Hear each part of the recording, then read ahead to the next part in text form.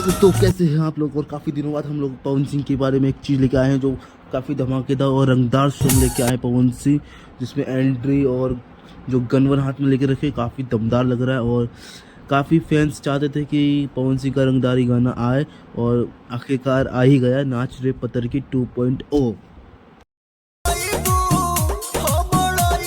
और इसमें जो ट्रक वाला सीन है भाई साहब अलग ही फील दे रहा है, गदर का ब्लू गदर वाला जो ट्रक है वैसा लग रहा है। और पवन सिंह भी काफ़ी दमदार है यार, देखिए कैसे स्टाइल में नाच रहे हैं। और इनकी ग्राफिक गाना सभी चीज़ मस्त रहता है, इसलिए तो हम भी इनके फ़ैन हैं।